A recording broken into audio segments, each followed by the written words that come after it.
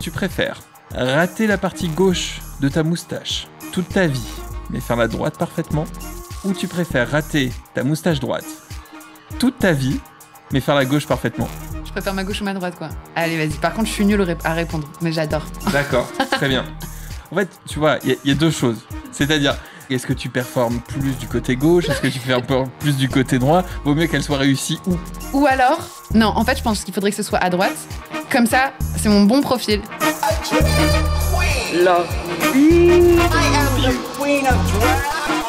Donc la droite, c'est-à-dire ta boucle d'oreille, bonne moustache, et du coup, le côté gauche... Rien, vide.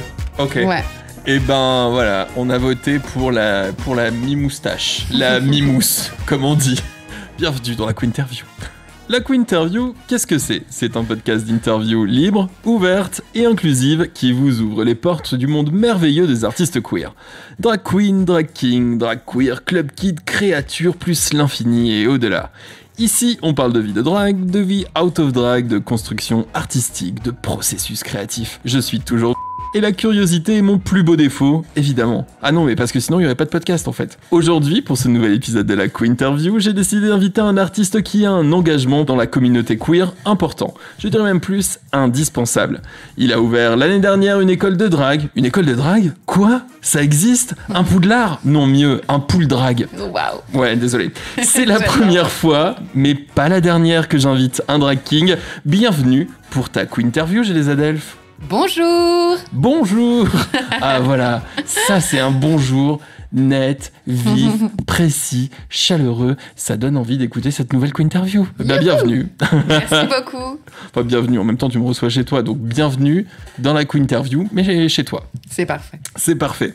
Dans un premier temps, je voulais m'adresser à Jay, parce que oui, tout le monde t'appelle Jay, pas Jen. Donc dans un premier temps, je voulais m'adresser à Jay. Quels sont tes pronoms? Comment je dois m'adresser à toi? Comme on parle de King, il, c'est plus simple, mais sinon, les pronoms, je les utilise tous. C'est il ou elle. Voilà. Ok, très bien. C'est quoi un petit peu ton histoire avant de rencontrer le drag? L'adolescence. J'ai eu une enfance magique avec une maman, un papa, on ment pas aux enfants, non pardon. Une maman, un papa, un petit frère adorable, on s'entendait trop, on faisait trop des vacances ensemble, on s'aimait de ouf, c'était génial. Il y a eu un drame familial dans ma famille qui a fait que tout ça s'est un peu éclaté. Je suis partie en maison d'éducation et ensuite j'ai un peu été lâchée dans l'univers. C'est quoi une maison d'éducation? C'est une maison où on t'éduque. Tu as des cours de couture, tu as des cours de piano, ça c'est cool. Puis, enfin voilà quoi, c'est un truc un peu triste où t'as plein de meufs qui sont un peu toutes seules et voilà, c'est pas hyper fun. C'est genre Poudlard en glauque, tu vois. Ok, bon, après on en parlera tout à l'heure du Poudlard un peu plus fun que tu as créé, construit et que tu animes encore aujourd'hui. Mais du coup, quand on t'a envoyé dans cette maison d'éducation, c'était pour une raison particulière? T'étais un cancre? Non, j'étais très très bonne élève. Mais c'est parce que, en fait, ma mère est décédée quand j'avais 17 ans. Et du coup, grosse panique de comment on gère des gosses. T'imagines, mon père, il s'est retrouvé jeune papa avec un gamin de 15 ans, une gamine de 17, complètement perdu dans la vie parce que, voilà, on avait perdu nos repères, tout avait éclaté.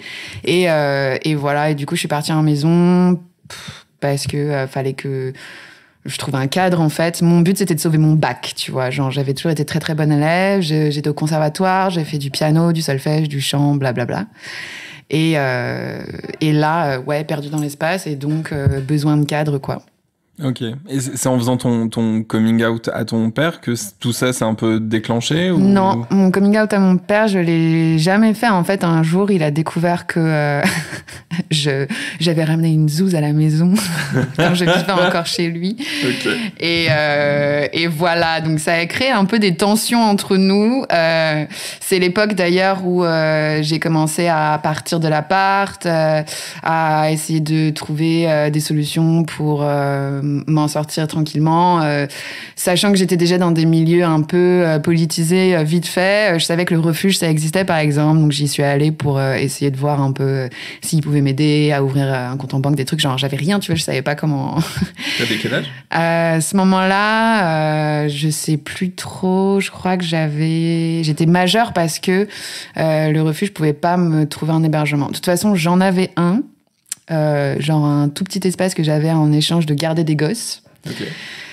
Et que je partageais avec ma meilleure pote de l'époque. Enfin bon, c'était la galère de ouf. C'était un 9 mètres carrés au 7e étage d'un appartement, tu vois, genre vraiment avec des toits magnifiques. Parce que du coup, on allait sur les toits pour prendre le petit-déj, faire des apéros et tout. Trop sympa. C'était génial. Par contre, l'appart faisait 9 mètres carrés, on vivait à 2 dedans. C'était un peu la galère. Moins sympa. Moins sympa. Et donc, tu parlais du refuge. Quand tu te retournes vers le refuge, c'est un peu dans quel but ? Et qu'est-ce que le refuge pour ceux qui ne connaîtraient pas le refuge ? Le refuge, c'est une association qui permet... Enfin, aujourd'hui, je sais... Enfin, je m'y intéresse un peu moins parce que je me suis un peu éloignée, mais à l'époque, en tout cas, et je crois que c'est toujours le cas, le but de cette asso, c'est d'accueillir les jeunes queers qui sont... isolés et qui n'ont pas d'endroit où dormir parce que, en général, souvent, c'est parce qu'il y a eu un conflit familial au moment de leur coming out. Aujourd'hui, ça a sans doute évolué. À l'époque, c'était ça. Et je le savais parce que je traînais pas mal dans des milieux féministes qui m'avaient récupérée, notamment à la Maison des Femmes de Paris, qui est un lieu où il y a une cave dans laquelle il y a des archives lesbiennes. Ça s'appelle les ARCL de Paris, c'est les archives lesbiennes de Paris. Et t'as des trésors là-bas, des trucs de fou. Moi, je me souviens d'une lettre qu'on m'avait montrée de Monique Wittig qui écrivait à son amante. Et genre, elles avaient des trucs comme ça, tu vois, enfin, des trucs magnifiques, bref. Et c'était une maison où il y avait un jardin et où je traînais beaucoup et où j'ai appris énormément de choses. Et en fait, j'ai été féministée là-bas, j'ai été politisée là-bas. Et avant de rentrer dans les milieux queer et tout, j'étais là-bas. Et c'est là-bas que j'ai compris qu'il y avait ces assos qui existaient, comme le refuge, comme machin. Et en fait, ça a été un peu mon point de départ dans ma vie militante. C'était cet endroit-là où on m'a présenté un peu tout ce qui existait. Et un jour, on m'a dit, écoute, Jay, voilà, t'as... je sais pas quel âge j'avais à l'époque, je devais avoir 20 ans. Nous, on en a toutes 50, 60. Il est temps que tu prennes ton envol, petit oiseau. Vas-y. Et puis, rejoins les gens, va à la mutinerie, va dans des assos queer et féministes avec des gens de ton âge, va dans des manifs et tout. Et puis, vole de tes propres ailes parce que, nous, on est dépassés. C'était des meufs, notamment, qui faisaient partie des Gouines Rouges à l'époque, qui est une branche lesbienne du MLF. Okay. C'est une branche lesbienne, je crois, si je me trompe pas, si je me souviens bien, mais je me trompe peut-être, qui avait fait scission avec le MLF. Enfin bon, bref, à l'ancienne, tu vois, genre, voilà. Elle me racontait des trucs de ouf sur des villages séparatistes lesbiens où elles allaient passer des vacances. Parfois, il y en a qui restaient y vivre pendant 1 an et elles construisaient leur propre maison. Enfin, des trucs de ouf. Hein, des villages séparatistes lesbiens. Ouais. Truc de ouf. Mais attends, ça existe encore, tu sais. Genre, j'ai des potes qui sont partis de temps en temps en vacances là-bas. En fait, le deal dans certains de ces villages, c'est tu viens en échange de apporter quelque chose, genre faire à bouffer ou faire un atelier où tu apprends aux gens à faire de la guitare ou des trucs comme ça, tu vois. Ou genre, tu viens réparer des maisons, tu as des skills en peinture ou voilà. Ok, un peu comme les Radical Fairies ou ce genre de choses-là, ce genre d'initiatives-là. Ok, voilà. Hyper intéressant. Donc, en grandissant, on va dire, donc t'étais majeur, donc tu trouves le refuge, ces associations féministes, puis queer, puis lesbiennes. Où est-ce que tu te reconnais dans tout ça ? Je pense qu'à ce moment-là, j'étais quand même jeune. J'avais perdu ma mère récemment. Je savais plus trop où j'allais dans les études, dans ma vie, dans le taf, parce que je donnais des cours de piano pour me financer ma vie. Hein, voilà, je vivais dans des endroits un peu galères où je payais pas le loyer, où je donnais 100 balles par mois, des trucs. Enfin, je changeais souvent le lieu où vivre. Enfin, bon, c'était un peu la galère. Et du coup, je pense que j'avais besoin de cadres et de personnes qui me donnent des règles de vie saines. Et j'ai trouvé des règles de vie communautaires saines qui m'ont fait du bien, en fait, à ce moment-là, et qui m'ont un peu dit, voilà 2-3 idées de principes que tu peux mettre en place dans ta vie pour que ça tienne la route à peu près. Voilà. Je pense que c'était ça, quoi. C'est pour ça que ça a toujours été très important pour moi. Enfin, moi, ça m'a sauvé la vie, la communauté, les communautés féministes, queer, ça m'a... Ouais, de ouf. À ce point-là? Bah, vraiment, ouais, je pense que... Aujourd'hui, j'ai 31 ans. Quand je regarde en arrière, ouais, les galères de l'époque, laisse tomber. Je suis hyper content de là où j'en suis maintenant. J'ai mon appart, je vis avec ma meuf, j'ai mon école de drague, ça se passe bien, je suis épanouie. J'ai un travail alimentaire à côté où je suis épanouie aussi, ce qui n'est pas facile à trouver. Et je pense que j'en suis arrivée là, ouais, grâce à ces communautés qui m'ont soutenue et qui m'ont jamais trop lâchée, quoi. Où je savais que quand ça allait pas ou quand j'avais un doute, je pouvais aller dans des groupes de parole, des trucs qui permettent d'aider, hein. Ça t'a rendue militante ou t'étais militante en toi et tu le savais pas? Ah non, non, non, ça m'a rendue militante. Je me souviens que j'ai commencé à m'intéresser à... En fait, je me suis fait attraper par les mouvements féministes parce que je suis génération Manif pour tous, en fait. Donc, c'est-à-dire, je suis la génération qui a subi les Manifs pour tous quand j'étais jeune queer, hein, pas... Comment ça? Tu veux dire que t'es pas en train de manifester un papa, une maman? On ne ment pas aux enfants. Non, non. Non, non. Par contre, en fait, les premières manifs des Manifs pour tous, moi, j'ai connu quand ils n'avaient pas encore leurs designers qui leur ont fait tout en rose et bleu, là. C'était l'époque où ils étaient encore libres de mettre les pancartes qu'ils voulaient. Et en fait, ils ont plus le droit d'utiliser leur propre pancarte et d'écrire ce qu'ils voulaient sur les pancartes parce que c'était beaucoup trop homophobe, sexiste, violent, raciste. Et c'est pour ça que ça a été lissé et que en fait, les pancartes des Manifs pour tous, après, si tu regardes, c'est tous... En fait, on leur donne des pancartes où il y a déjà écrit des trucs parce que sinon, ils partent trop en cacahuète. Les gens, ils sont ouf, tu vois. Bref. Et en fait, les toutes premières manifs des Manifs pour tous, c'était en bas, c'était à Porte-Maillot. C'était l'endroit où je vivais chez mon père à l'époque. Et donc, moi, je vois ça, je vois cette violence-là, et je me dis, mais qu'est-ce qui se passe? Et en fait, j'ai pris un micro pour enregistrer. Je me suis fait passer pour une journaliste et je suis allée interviewer les gens un peu pour voir, mais c'est quoi ce délire, tu vois? Qu'est-ce qui se passe? Et les gens, ils m'ont raconté des trucs, mais de fou, genre... Genre, il y en a, ils me disaient, ouais, on vient d'un petit village et en fait, c'est le prêtre qui a organisé ce voyage et en fait, on est venu en bus et en fait, c'est un peu comme des vacances au ski, c'est hyper cool, tu vois. Et j'étais genre, mais waouh! Genre, enfin, c'est lunaire, c'est un truc de ouf. Ou bien, t'avais des trucs un peu de base, genre hyper cons, genre, ouais, après, on pourra se marier avec des chiens, enfin, bon, des trucs nuls. Mais enfin, voilà, bref. Et donc, en fait, je commence à aller dans ces trucs-là. Et puis, à un moment, je repère quand même qu'il y a d'autres personnes qui sont un peu genre contre-manifestants, qui sont un peu sur le côté. Je reconnais les têtes. Et on commence à se parler. On commence à se donner rendez-vous aux prochaines manifs dans les contre-manifs. Et en fait, on prend des verres à la fin. On devient potes. On commence à former des tout petits groupes, notamment Oui, oui, oui. Oui, oui, oui, je sais pas si vous vous souvenez, je parle à toi et aux gens. Ça me parle de loin. C'était Oui mariage, oui PMA et Oui adoption, je crois. Oui, oui, oui. Et c'était mes débuts. Et en fait, ça a grave marché après Oui, oui, oui. Et Oui, oui, oui, c'était début, petit collectif dans des bars en train de prendre des bières autour de genre des bars à genre la Mute. C'est comme ça que j'ai découvert ce lieu. C'était l'endroit où on va prendre un verre pour se rencontrer, se politiser et aussi rencontrer des assos qui venaient nous voir du coup en me disant vous êtes motivés, bah rejoignez-nous en fait. Moi, j'ai été militante super relou, mais t'imagines même pas comment j'étais insupportable. Sur une échelle de 1 à 10, t'étais militante relou à combien? À genre 13, tu vois.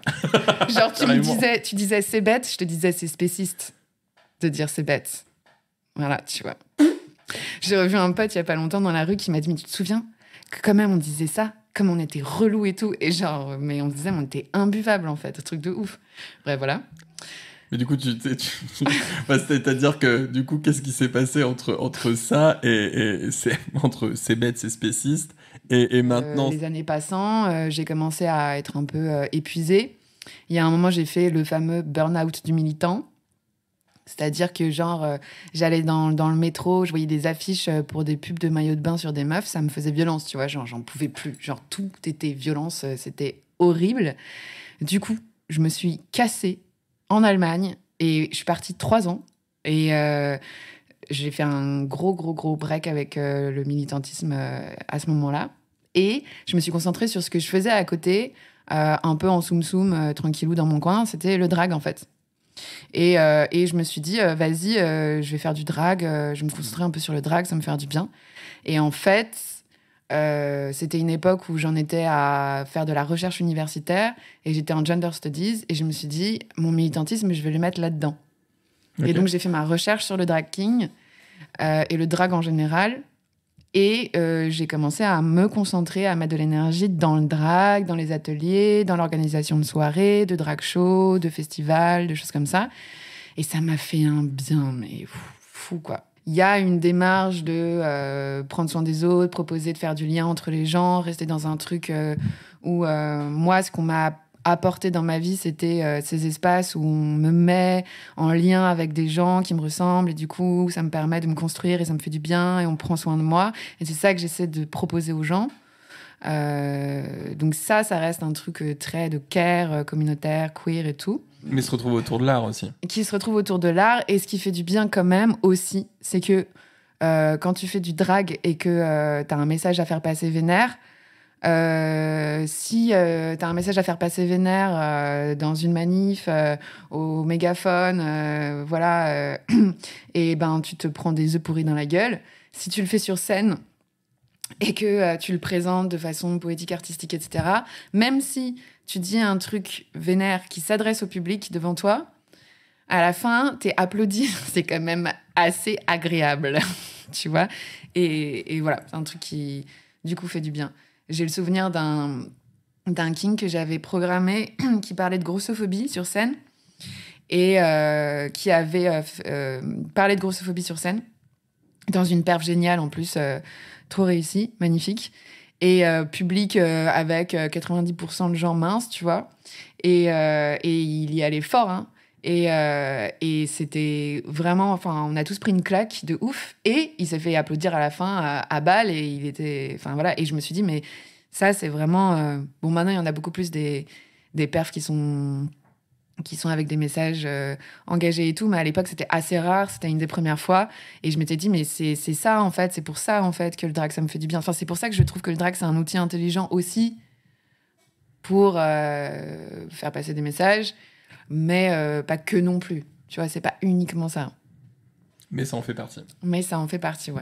Eh bien, justement, on va commencer un peu d'arriver gentiment sur le drag, maintenant qu'on a parlé de Jay, parce que, voilà, pour la Quinterview, j'ai une assistante éditoriale, elle s'appelle Mia, elle est très impliquée dans son travail de reporter du haut de ses 4 ans et demi, même si elle veut dire 4 ans tout court. Et du coup, elle a toujours plein de questions, elle se pose plein de questions, elle est accompagnée de ses parents Alice et Gilles, qui l'accompagnent sur les réseaux sociaux de mes invités. Et du coup, elle se pose plein de questions et on va déjà lui dire bonjour. Bonjour Mia. Bonjour, je m'appelle Mia, j'ai 4 ans et demi, je fais plus la sieste l'après-midi. Bonjour Mia, c'est adorable. Alors Mia, quelle est ta première question ? C'est quoi le drag ? C'est quoi le drag ? Damn ! Pour moi, le drag, c'est une excuse qu'on se donne à soi-même pour performer quelque chose qu'on n'ose pas performer au quotidien. Le drag, je l'ai toujours vécu comme au départ, et encore aujourd'hui, même un peu moins parce que ça s'est un peu professionnalisé, mais au départ, beaucoup comme une façon de faire du care pour... Qu'est-ce que tu veux dire quand tu dis faire du care, pardon ? Prendre soin de moi, prendre soin des autres et voilà. Prendre soin des gens, prendre soin de soi. Voilà. Et être en groupe, sortir en meute de king dans des soirées, être euphorique à fond, se trouver magnifique. Et ça, du coup, c'est pour ça, tu vois, que je le vois comme une façon de faire des choses qu'on n'ose pas faire. C'est une excuse qu'on se donne à soi-même pour faire des choses qu'on n'oserait pas faire, genre cette chemise un peu trop flashy que t'as envie de mettre mais que t'oses pas mettre. Comme t'es en drague, c'est ok, tu vois, il y a un truc comme ça. Et quand tu fais du drague pendant longtemps, il y a un moment où ces chemises un peu flashy, en fait, tu les mets même quand t'es pas en drague, parce que y a un truc de ton look qui il prend un peu du galon, parce qu'en fait, tu finis par les porter, en fait, ces fringues de drague, et ça fait du bien, en fait. Il y a un truc, voilà, très positif là-dedans. Donc il y a un côté un peu super-héros ou cap de super-héros ou cap d'invincibilité qui fait qu'on peut tester plein de choses parce que c'est pas soi et on est un petit peu en dehors de soi. Et au final, si je comprends bien ce que tu dis, c'est que ça déborde en fait sur la vie. C'est-à-dire que le personnage de super-héros devient un peu un super-héros du quotidien et t'arrives à affirmer plus de choses et à faire plus de choses en out of drag. Ouais, c'est très bien résumé. C'est bien cette idée de cap d'invincibilité là.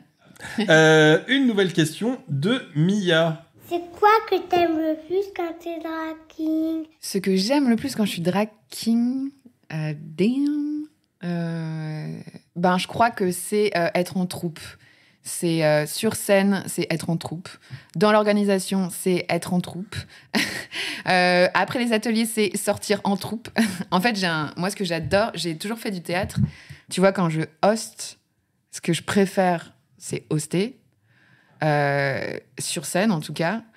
Parce qu'en fait, je vais me donner à 1000% parce que derrière, il y a mes kings que j'ai chouchouté pendant un mois en les programmant, à qui j'ai demandé si tout allait bien 15 000 fois, avec qui on a répété, que j'ai eu au téléphone, que je connais ou pas d'ailleurs, et que on s'est vu dans la répète juste avant, et que je sais qu'ils stressent, et que j'ai envie que le public il les accueille bien, qu'ils soient chauds, et voilà, c'est cet esprit-là que j'adore.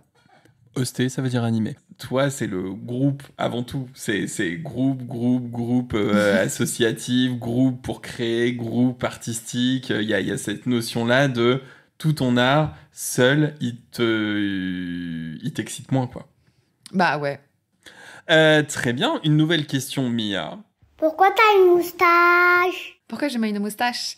Parce que c'est un peu un symbole king, mais aussi parce que à la base, quand j'ai commencé à faire du king, en fait, je le faisais de façon très perso avec ma meuf de l'époque, qui est devenue une très bonne amie, qui s'appelle Marion, et qui est mon frère king, qui est dans ma house, qui s'appelle Elliot des Adelphes. Et on était ensemble à l'époque, en 2013, damn, et en fait, on avait découvert un peu le drag king et on se maquillait en king, un peu comme un truc kinky entre nous. Bon, désolé Marion de balancer ça, mais bon, voilà. Et en fait, notre trip, c'était aussi, en dehors du fait que c'était un truc un peu perso entre nous, on pensait vraiment que c'était un délire à nous. Genre, que vous l'aviez inventé? Non, parce que j'imagine que j'ai dû voir des vidéos, j'ai dû voir quelque chose, tu vois. J'ai trouvé des tutos YouTube de Make-up King, en fait. Donc, j'ai dû trouver quelque chose, je me souviens plus, je t'avoue. Mais qu'on l'avait inventé, en tout cas, ouais, on savait pas que c'était à ce point-là un truc, quoi. Et en fait, notre délire, c'était notamment de sortir dans des soirées PD et d'essayer d'aller draguer des mecs, ou en tout cas, pas forcément draguer frontalement, en vrai, mais ça nous faisait marrer. Quoi. Ouais, on voulait faire des petits eye contact. On avait envie d'être pris pour des beaux PD, tu vois. Et on se disait, non, mais on se pose pas de questions sur notre genre, tranquille. Mais le king, c'est juste un truc à nous, tranquille. C'est pas du tout un truc transgressif qu'on est en train de faire, tu vois. Genre juste, non, c'est juste un petit délire entre nous, tu vois. Oui, on est juste, voilà, on essaye juste d'être les plus beaux garçons possibles pour choper des beaux garçons. Mais à part ça, non, mais enfin, c'est normal. Bah oui. La base. Mais qui ne fait pas ça, en fait. Et aussi, il y avait le truc où Elliot dansait extrêmement bien, danse toujours extrêmement bien d'ailleurs. Moi, je danse. J'aime danser, mais je danse pas extrêmement bien comme lui. Et du coup, lui, pour le coup, il avait du succès en vrai. Je me souviens d'une fois d'un très très beau garçon blond qui était venu le draguer et j'étais en mode waouh, c'est ouf, trop stylé. Je suis bon, bref. Bon. Et donc, à la base, la moustache, c'était quand même une volonté de travestissement au sens... vraiment, ce tentative de passing, tu vois. Alors, passing, ça veut dire... Alors, passing, c'est passer dans un genre. Voilà, moi, mon but, c'était de passer pour un mec. Ça ne marche pas. J'en ai beaucoup souffert. Et puis ensuite, je me suis réconciliée avec ça en me disant que le drag, c'est aussi, autre définition, en fait, une tentative de passing échouée que tu embellis. Ouais, que tu sublimes. Voilà. Mais voilà, donc la moustache, c'était ça, c'était tentative de passing à l'époque. Ensuite, assumer que je ne passe pas et que donc on va sublimer ça. On va mettre de la paillette. Très bien. Et bah, je pense que Mia a toutes les réponses à ces questions. On a été un peu exhaustif, mais au moins, ça permet à tout le monde, à Mia et aux autres, de comprendre. Et bah, merci beaucoup Mia pour toutes tes questions. Au revoir. Gros bisous, à très bientôt. Et merci à ses parents, Alice et Gilles, de lui avoir permis à Mia de se poser toutes ces questions. Gros bisous. Gros bisous. Justement, on a commencé un petit peu d'en parler là via les questions de Mia, mais comment tu as découvert le drag au final? C'est quoi ta première vision du drag, ta première approche du drag avant qu'avec Elliot vous maquillez pour la première fois, etc., ou vous essayez de vous kinguer pour la première fois? C'était quoi ta découverte du drag où tu t'es dit oh, mais c'est sympa, tiens, on ferait pas ça Eh bien, c'est drôle que tu poses cette question parce que justement, hier, j'ai fait un cours de make-up drag king avec Thomas Occhio pour le Grand Contrôle qui faisait un drag control, là. Et Thomas, pendant le cours, il a cité ce film qui s'appelle Victor Victoria. C'est drôle parce que moi, c'est le film qui m'a fait découvrir le king, enfin, qui m'a donné envie d'en faire en tout cas. Parce que c'est pas présenté comme du king dans le film, Victor Victoria. Mais en vrai, moi, j'avais envie de devenir cette personne, quoi. Magnifique. Victor Victoria, c'est l'histoire d'une chanteuse pour qui ça ne fonctionne pas, qui ne trouve pas de scène, du coup, qui se fait passer pour un garçon, donc qui, en gros, se king, mais dans une tentative de passing, et qui se fait passer pour un garçon qui se queen. Ok. C'est la boîte dans la boîte dans la boîte. Ok.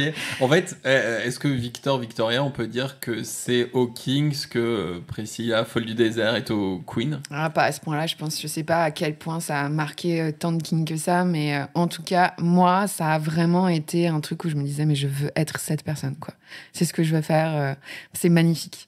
Et Thomas Occhio aussi. Donc on est deux. Et donc, quand tu découvres ça tout de suite, tu passes dans cette phase d'expérimentation avec ta copine de l'époque, ou ça vient un peu plus tard, ou ça reste toujours dans une partie de ta tête, ou comment ça se fait?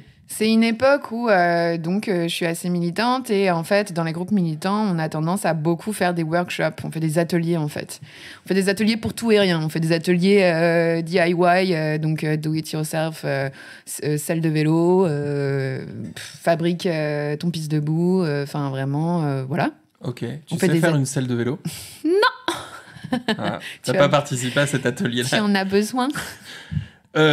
Toujours. Enfin, tout du moins, si jamais un jour je fais voler ma selle de vélo, bah tu vois, hop, j'ai l'astuce pour m'en préparer. Bah enfin, du coup, non. Bon, c'est pas grave. Enfin bon, voilà, on faisait des ateliers pour tout et rien. Et du coup, assez naturellement, on s'est dit avec Marion, on va faire un atelier drag king. On n'en a jamais fait avec des gens et on n'est pas drag king, mais c'est pas grave. On va apprendre aux gens à en faire. Enfin, en fait, on n'était pas dans un truc on va apprendre aux gens à en faire. On était dans un truc on va faire ça ensemble avec les gens. Tu vois, c'était cette démarche-là. Et il se trouve que il y a un copain à moi qui s'appelle Sam, qui était pote avec une prof qui était dans notre université à l'époque, qui s'appelait Rachele Borghi. Et cette personne, c'était quelqu'un dont j'étais très fan, qui a écrit pas mal de bouquins sur le king, qui a fait beaucoup, beaucoup de king et tout. Et en fait, Sam me dit « Ah, j'ai invité Rachele Borghi à ton atelier. » Et j'étais genre « Ah l'impression de ouf !» Et en fait, Rachele arrive et elle me dit, je sais pas ce que c'est ses pronoms, mais on va dire Yel. Yel me dit je t'arrête tout de suite, ce que tu t'apprêtes à faire, c'est un atelier de théâtre parce que j'arrive et tu es déjà maquillée. Or, le principe d'un atelier drag king, c'est de faire les choses ensemble et de traverser l'expérience ensemble. Et donc, elle me dit 3 solutions. Soit je te laisse faire ton atelier, voilà. Soit je te donne des tips pendant l'atelier. Soit je le dirige pour toi, si tu veux, puisque j'ai l'habitude de diriger des ateliers, voilà. Et donc, je lui dis, mais please, grave, dirige mon atelier de ouf. Et donc, j'ai pris des notes. Et en fait, la direction de son atelier, c'est devenu le squelette de la direction de mes ateliers qui est resté tel quel aujourd'hui, avec des ajouts de copains clowns ou comédiens qui sont passés dans les cours et qui m'ont donné des tips d'exercices de théâtre, de choses comme ça. Mais le principe de base de Rachele qui était... Il y a une partie dans un espace privé où on se king, une partie sortie dans l'espace public où on se confronte aux autres et où on sème le trouble dans le genre, vraiment à la Judith Butler, mais concrètement, physiquement, tu vois. On va vraiment semer le trouble dans le genre, dans la rue. Et ensuite, on débrief. Elle faisait un retour. Elle faisait un retour dans l'espace premier. Moi, je le fais plutôt dans des soirées queer où j'emmène les gens voir des drag shows. Ça, c'est resté comme le squelette de base, la structure de mon atelier, quoi. Parce que, en fait, pour être sûr de bien comprendre et que nos auditeurs comprennent bien aussi, c'est que pour beaucoup, le drag a été... leur premier pas dans le drag était une démarche artistique, c'est-à-dire il y a eu cette démarche artistique pour créer, pour performer, pour monter sur scène, pour raconter des histoires, etc. Toi, ça a tout de suite été une autre démarche qui était d'atelier, de facilitateur, de rencontre facilitatrice, enfin voilà, en gros ce truc de la rencontre et du développement ensemble plutôt que de la performance. Et c'est pour ça que quand je te demande tes premiers pas dans le drag, c'était comment et tout, en fait c'est pour ça que tu parles tout de suite des ateliers et pas de perf, pas d'animer des soirées, etc. Ouais. Oui, c'est vrai, parce qu'aujourd'hui, ce que je fais, c'est beaucoup des photoshoots, beaucoup organiser des drag shows, beaucoup mettre en réseau, faire des projets avec des réals, des docus, Enfin, il y a plein de choses. Je fais de la scène aussi maintenant. Enfin, j'en ai toujours fait, mais j'en fais plus. Mais c'est vrai que le truc premier, c'était les ateliers, en effet. Et bon, l'école, c'est les ateliers 2.0, un peu.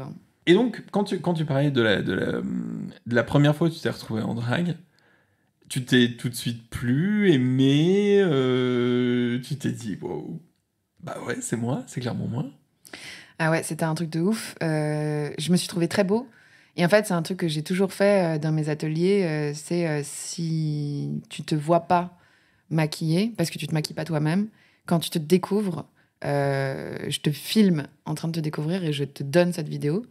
Parce que moi, j'ai encore la vidéo de la première fois où je suis en king et où Marion est en train de me filmer et où je me découvre dans le miroir en king pour la première fois. Truc de ouf. Et j'ai la vidéo aussi de Elliot, donc Marion, Elliot, en train de se découvrir en drague pour la toute première fois. Et c'est magique, ça me fout les poils. Enfin bon, voilà. Et donc, je m'étais trouvée... C'est très étrange. Je m'étais trouvée... sur le coup, la toute première fois, je sais pas si je m'étais trouvée beau. J'avais trouvé que je ressemblais à mon frère. Je m'étais trouvée beau, sort of. Après, j'avais appris à me maquiller d'une façon qui me plaisait plus. Et donc, les autres premières fois où c'était moi qui me maquillais, je me trouvais beau pour le coup. Il y avait un truc où je me trouvais entier parce que c'était aussi une époque où j'étais très fortement confrontée à mes questionnements sur le sexisme très, très, très, très fort. Et donc, il y avait ce truc aussi où, très en colère, il y avait ce truc où l'impression d'entièreté quand t'es un homme, tu vois, et d'être une moitié quand t'es une meuf ou quand t'es perçue comme une meuf, en tout cas. Et du coup, ce truc où tu te trouves entier, moi, je l'avais ressenti à ce moment-là. Bon, après, je pense que c'était un peu lié à mes questionnements de genre aussi, hein, dont j'avais pas trop méga conscience à l'époque. Je suis pas en train de faire un personnage, c'est quand même moi. Je suis pas dans la peau de quelqu'un que j'imite. Donc c'est pas du transformisme, tu rentres pas dans la peau d'un personnage, tu vois, c'est quand même toi, avec tes traits, et tu t'es transformé, mais enfin, genre, c'est fou, quoi. Tu te transformes en petit chien fou, tu vois, à sauter partout et à... Enfin, vraiment, moi, les ateliers, c'est trop drôle parce que une fois que les gens sont kingés, souvent, ils se transforment en espèce de meute de loups fous, en groupe de scouts qui se sautent les uns sur les autres et qui font des pyramides, mais vraiment, mais dans la rue, ils font... Enfin, tu vois. Et les plus timides, ceux qui me disent... À chaque fois, ceux qui me disent au début de l'atelier... Jay, tu nous mets pas sur une scène à la fin. Hein. On va pas sur une scène à la fin, hein, parce que il y a beaucoup d'ateliers qui font ça et c'est un peu connu pour ça, les ateliers King, pour après tu t'es lancé comme ça sur une scène. Et moi, je suis toujours non, ne vous inquiétez pas. Par contre, en général, je les emmène quand même dans une soirée queer où on est un peu annoncé comme une troupe qui arrive itinérante qui va déambuler dans la soirée pour quand même leur foutre un petit peu la pression, mais pas non plus en mode gros spotlight sur la gueule. Et c'est les plus timides au début qui me disaient « on va pas sur scène », qui, en fait, dans la soirée, se lâche, commence à danser, à se déshabiller, à faire un show, à avoir la foule qui s'écarte en faisant un cercle autour et à faire une espèce de strip comme ça improvisé, à danser comme des malades. Et genre, t'es en mode, ok, waouh! Genre, en fait, la scène, t'avais pas besoin d'en avoir une. Elle est sous tes pieds, tu l'as créée toute seule, tu vois, c'est un truc de ouf. Enfin, bon. J'ai une question. C'est vraiment la première fois que je vais la poser. Je la pose strictement jamais. Comment t'as trouvé ton nom? Janice Adelph. Janice Adelph. En fait, avec Elliot, on était allé voir une pièce de théâtre de Léonie Pernet qui s'appelle Adelph. Et je lui avais demandé à la fin ce que ça voulait dire. Et c'est elle qui m'avait dit que ça venait du grec et que ça voulait dire frère et sœur, en fait. Adelphité, c'est la sororité, la fraternité, mais sans genre, en fait. C'est pas genré. Ok, c'est ensemble, quoi. C'est des liens très forts qui lient deux personnes comme des frères et des sœurs, mais c'est comme Geschwister ou siblings. Geschwister en allemand ou siblings, tu vois, c'est des mots qui veulent dire fraternité et sororité à la fois, qui veulent dire en fait adelphité, mais c'est pas genré, tu vois, c'est pas sisterhood, c'est siblings. Ok. Et donc ça, tu t'es dit, ça me correspond. Ah bah, on est parti de cette pièce et on s'est dit, mais vas-y, on est des adelphes en fait, toi et moi, Elliot, on est des adelphes, tu vois. En fait, on s'est dit ça entre nous, on s'est dit, toi et moi, en fait, c'est ce qu'on est, on est des adelphes, en fait. Mais on s'est toujours pas dit qu'on se posait des questions sur notre genre. C'est toujours pas. Ben non, c'est juste entre nous, bien sûr. Trop mignon. Envie de nous faire des bisous là, à l'époque, bref, trop chou. Et du coup, on s'est dit, bah en fait, on est des adelphes, donc on va être Jay des adelphes et Elliot des adelphes. Tout simplement. Puisque c'est ce qu'on est. Et on a créé notre house comme ça, en fait, sans le savoir, tu vois, mais voilà. Ok. Pour ceux qui ont le son et pas l'image, il ressemble à quoi, Jay? Jay des adelphes, c'est qui son esthétique, son look, comment on reconnaît Jay? Qu'est-ce que tu as voulu mettre dans Jay? Alors, Jay sur scène, c'est un joli garçon avec souvent un trait de paillettes bleues sur la gueule. Un peu à la David Bowie, oui. Ok. Et Jay en atelier ou dans l'école, c'est un peu chill, genre sans make-up. Je viens pas en pyjama, mais je me sape pas des masses. Je viens en mode c'est pratique et mon but c'est je vais transpirer et je vais être à 100% pour vous. Donc en fait, je suis pas hyper en mode joli garçon, tu vois. Mais sur scène, j'ai pas vraiment. C'est pas un personnage puisque c'est une identité de genre en fait. Ça a longtemps été une partie de mes identités de genre, le King. Et donc, il n'y a pas Jay des adelphes et Jay dans la vie, tu vois. Il y a Jay et puis, le nom de cette house, c'est les adelphes. Et le drag king, ça faisait partie de mon identité. Aujourd'hui, bon, forcément, c'est devenu aussi quelque chose d'artistique, que j'ai beaucoup professionnalisé, travaillé et rendu sérieux et tout, avec des collabs et tout ça. Donc, forcément, mais moi, j'ai pas commencé en créant un personnage, en fait. Donc, juste, c'est moi quand je me sape. Et de manière générale, out of drag aussi, hein, je suis un peu sapée, tu sais. Mais je le vois, J'aime bien les trucs qui brillent. J'aime bien les talons hauts. J'aime bien la dentelle noire. J'aime bien être sexy. J'aime bien les beaux costumes. Voilà. Ok. Et c'est vrai que contrairement au Queen, de manière générale, le King, en plus de ça, part de son naturel. Les kings, c'est plus naturel. Exactement. C'est par exemple, on se met pas de perruque quand on est king. Alors, il y en a qui le font. Mais en fait, t'as des kings qui ont un peu évolué et grandi dans le milieu des queens, du coup, qui font un peu du queen, même s'ils sont kings, et donc qui vont mettre des perruques, qui vont un peu reprendre les codes des queens. Et il y a les kings qui ont évolué plutôt dans le milieu des kings et qui, du coup, ont pas cette culture-là de la perruque et tout, parce que c'est juste une histoire différente, en fait, et des mouvements qui sont très différents. Moi, pour avoir fait ma recherche là-dessus, c'est un truc que j'ai capté assez vite, en fait. C'est juste des choses qui sont très différentes, le king et le queen. Mais t'as des kings, tu vois, je trouve que Armand Songe, par exemple, il est un peu queen, quoi, tu vois. Il met des perruques, il a fait la Drag Me Up, qui est quand même une compète drag queen. Moi, la Drag Me Up, si Armand, il y va, je le soutiens corps et âme. Mais par contre, la flemme, c'est pas du tout ma démarche, tu vois. La compète... Mais donc, c'est très différent. Mais t'en as, hein. Judas aussi, Judas la Vidange, c'est quelqu'un qui a un peu grandi chez les queens. Et il est très... c'est un king très esthétique. Thomas Occhio, il fait des perfs très lissés. Alors lui, Il vient plutôt du milieu burlesque. Mais quand même, il a des perruques aussi. Et il fait des trucs très lissés, très beaux, très soignés, parfaits et tout. À côté, t'as Jésus Lavidange, hyper punk. Hayden Lavidange, hyper punk. Moi, j'adore. Je me souviens, à Hayden, une des premières fois où j'avais organisé... Enfin, où je l'avais programmé, lui, il y a plusieurs années pour un show. Je l'avais vu perf et je m'étais dit, mais en fait, il a tellement un univers énorme et immense et riche à l'intérieur de lui que ça déborde, mais beaucoup trop pour une perf. Il faudrait qu'il ait son propre cabaret, en fait, ce King. Ce frère, j'allais dire. Bref. Et en fait, c'est ce qu'il a fait plus tard. Il a fait son cabaret. Maintenant, il a le cabaret des possibles. Et bien sûr que, enfin, là, il était trop grand pour juste une perf, tu vois.